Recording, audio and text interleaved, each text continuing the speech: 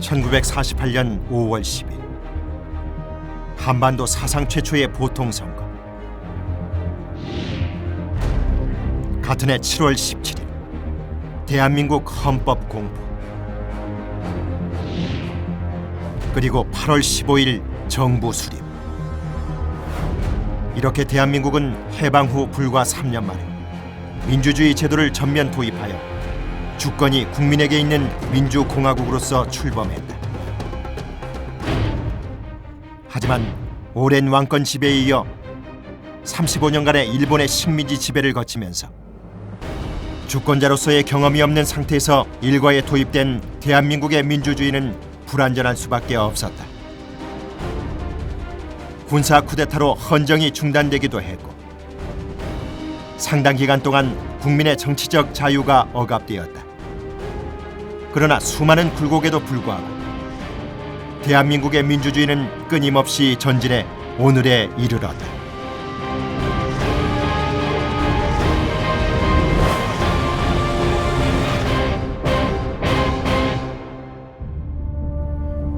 첫 권력 형태는 대통령 중심제였으나 국회가 대통령을 선출하는 내각제적 요소도 갖고 있었다.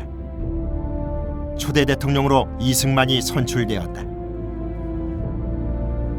국민들의 강력한 지지를 받고 있던 이승만은 자신의 재선을 위해 1952년 7월 국회를 굴복시키고 대통령 직선제 개헌을 관철하였다.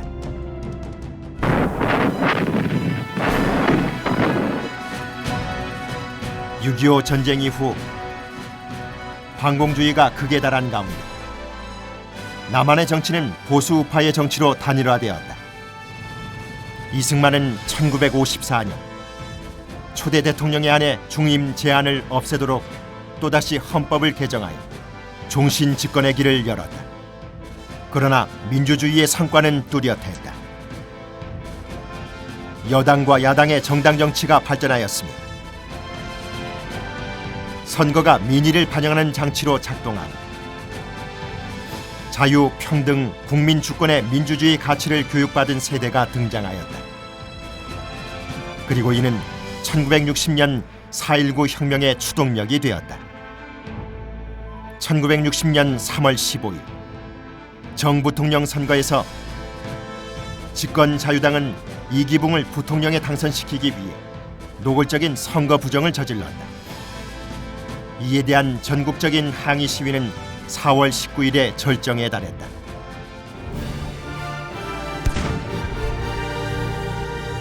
시위대에 대한 경찰의 무차별 총격으로 100여 명의 사망자까지 났다. 국민의 저항, 미국의 압력, 군부의 방관 때문에 이승만은 사임할 수밖에 없었다. 이승만 하야 후 야당 민주당의 주도로 의원 내각제 개헌이 이루어졌다.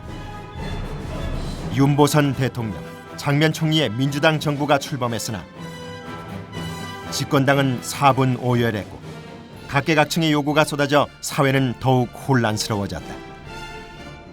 이를 기회로 박정희 등 일단의 군부는 1961년 5월 16일 군사정변을 일으켰다. 군부는 사회 혼란을 수습하는 동시에 경제 개발에 착수했다. 그리고 선거를 통해 민간 정부로의 변신을 꾀했다. 권력 형태는 의원 내각제에서 국민이 직접 선출하는 대통령 중심제로 바뀌었다. 1963년 10월 대통령 선거에서 박정희가 근소한 표차로 윤보선을 누르고 승리했다. 이로써 민주주의 정당 정치와 대의제도가 다시 복원되었다. 집권 초 지지 기반이 취약했던 박정희 정부는 한일 국교 정상화를 추진하며 위기를 맞았으나 군을 동원해 반대 세력을 제압했다. 1965년경부터 경제 개발이 본궤도에 오르자 박정희는 1967년 대통령 선거에서 무난히 재선에 성공했다.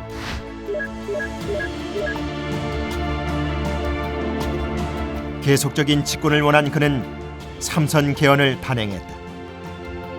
그리고 1971년 대선에서 김대중의 도전을 물리치고 삼선에 성공하기에 이르렀다.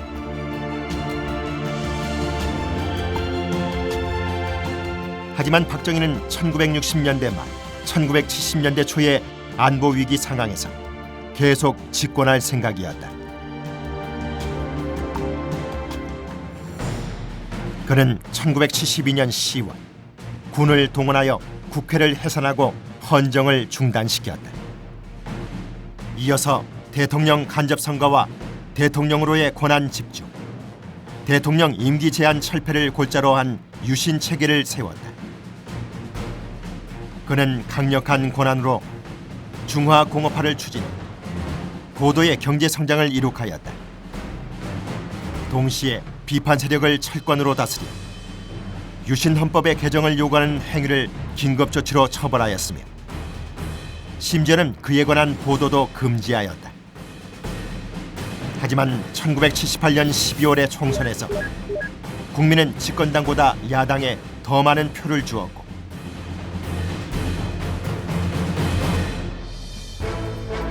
그에 힘입어 1979년 야당의 당수 김영삼을 필두로 한 반유신 운동이 격화되었다. 그 대처 과정에서 권력 핵심부의 분열이 일어나 박정희가 중앙정보부장에게 피살되면서 유신 체제가 붕괴되었다. 그 후 민주화에 대한 국민의 기대와 열망이 컸으나 1979년 12월 군부 강경파가 또다시 쿠데타로 군권을 장악하면서 앞날을 기약할 수 없는 안개 전국이 펼쳐졌다. 이듬해 생존권을 주장하는 근로자의 시위와 민주화를 요구하는 대학생 시위 등 서울의 봄이 왔다. 그러나 신군부는 5월 17일 국회 해산, 전국 대학 휴교령 등 또다시 헌정을 중단시켰다. 이튿날인 5월 18일부터 전라남도 광주에서는 항의하는 학생 시민의 민주화 운동이 일어났다. 학생 시민에 대한 괴영군의 무력 진압으로 수백 명의 사상자가 발생했다. 광주 민주화 운동은 이후 1980년대 민주화 운동의 원류가 되었다.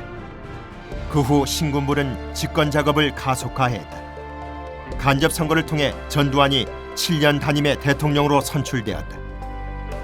언론, 출판, 집회 및 시위의 자유와 노동 3권이 심하게 제한되었다. 하지만 민주주의의 사회적 기초는 갈수록 단단해졌다. 학교 교육의 확대와 경제 성장의 결과 고학력의 중산층이 육성되었다. 자유와 평등, 인권 등 민주주의의 핵심 가치를 인식하고 공장과 기업의 기능고, 기술자, 관리자로 성장한 이들은 자신의 정부 선택권을 빼앗은 체육관 선거를 용납할 수 없었다. 전두환 정부 출범 이후 학생운동은 오히려 더욱 확산되었다. 체제 안정화와 더불어 정부가 유화책을 쓰자 야당 정치인과 학생, 지식인의 민주화 운동은 더욱 활발해졌다. 김영삼과 김대중이 함께 결성한 야당이 제1야당으로 도약해서 국민의 정부 선택권을 회복하는 직선제 개헌 운동을 시작했다. 그러던 중 발생한 1986년 여대생 성고문 사건, 1987년 대학생 박종철 고문치사 사건이 벌어졌고 마침내 6월 소위 넥타이 부대라 불리는 일반 직장인까지 참여한 직선제 개헌 운동이 최고조에 달했다. 집권 세력은 끓어오르는 국민의 민주화 요구에 굴복해 대통령 직선제 등 민주화 요구를 수용했으니 바로 6.29 선언이었다. 곧 여야 합의로 대통령 직선제 등을 규정한 민주헌법이 마련돼 국민투표에서 통과되면서 대한민국은 타협에 따른 평화적 민주화의 길로 들어섰다. 직선 개헌 후 이어진 대통령 선거에서는 집권 여당의 노태우가 당선되었다. 이는 집권 세력 내의 권력 승계였지만 국민의 선택을 거쳤다는 점에서 민주주의의 의미 있는 성과였다. 1992년 대통령 선거에서는 김영삼이 승리함으로써 30년 가까이 지속된 군부 출신 대통령 시대가 막을 내렸고 1997년에는 김대중이 야당 후보로는 최초로 승리하여 실질적인 최초의 정권 교체를 이루었다. 10년 후인 2007년에 다시 여야 간 정권 교체가 이루어졌다. 1987년 개헌 이후 5년마다 대통령 선거가 평화롭게 진행되고 두 번이나 여야 간 정권 교체가 이루어진 것은 한국의 절차적 민주주의가 공고화 단계에 들어섰음을 뜻한다. 1948년 민주 헌정제도가 도입된 후 그 내실을 갖추기까지 오랜 시간이 걸렸다. 민주 헌정제도와 형식이 있었기에 선거에 입각한 대의제도를 유지해왔기에 민주주의의 내용을 온전히 채울 수 있었다. 그 과정이 점진적 타협적이었기에 사회적 혼란을 줄일 수 있었다.